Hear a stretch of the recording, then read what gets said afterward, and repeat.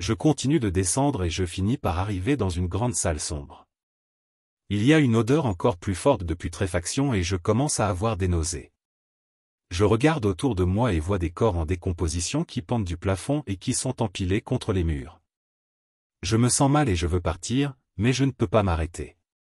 Le murmure m'entraîne plus profondément dans la salle et je vois une silhouette encapuchonnée qui se tient au fond de la pièce. Je ne peux pas voir son visage, mais je sais que c'est lui qui murmure.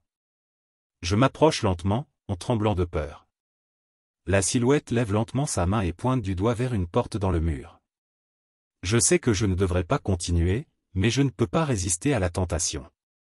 Je m'approche de la porte et je l'ouvre lentement. Derrière elle se trouve une autre pièce sombre, avec une table en pierre au centre. Sur la table se trouve un livre en cuir, avec des pages jaunies et une odeur de moisi. Je l'ouvre et je vois des dessins étranges et des symboles inconnus. Je sens alors quelque chose me toucher l'épaule, et je me retourne pour voir la silhouette encapuchonnée qui me regarde fixement. Je crie de terreur et je cours vers la sortie, me précipitant dans le passage sombre et sinueux. Je me précipite vers l'endroit où j'étais certain d'avoir vu la lumière du jour, mais le trou dans le sol a disparu. Je suis pris de panique. Comment suis-je censé sortir d'ici maintenant?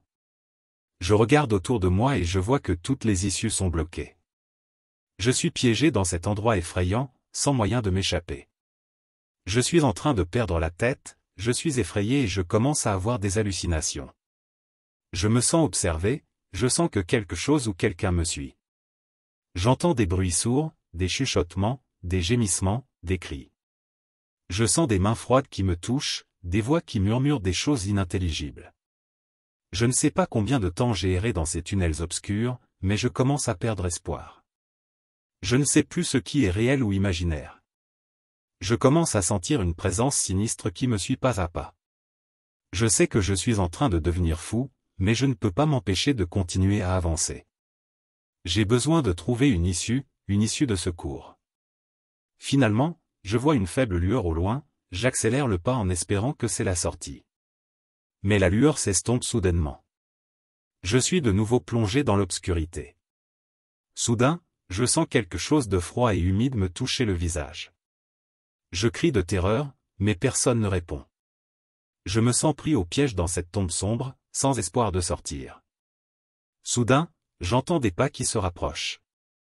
Je ne peux pas voir qui se trouve devant moi, mais je peux entendre sa respiration sifflante et le froissement de ses vêtements. Je suis incapable de bouger, pétrifié par la peur. La silhouette encapuchonnée se rapproche de moi. Je sens son regard sur moi, même si je ne peux pas voir son visage. Je peux sentir une énergie sombre et malsaine émanant de cette personne. J'essaie de parler, mais ma gorge est serrée par la peur. Je n'arrive pas à articuler un mot. La personne encapuchonnée me tend une main osseuse et froide. Elle me parle d'une voix grave et gutturale, mais je ne comprends pas ce qu'elle dit. Je suis terrifié, je ne sais pas quoi faire. Finalement, je décide de saisir la main tendue. La personne m'entraîne dans les tunnels, je suis incapable de résister.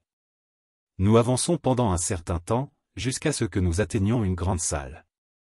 Au centre de la salle, il y a un autel de pierre, sur lequel est posé un objet étrange et brillant. Je ne peux pas voir ce que c'est, mais je sens que c'est quelque chose de dangereux.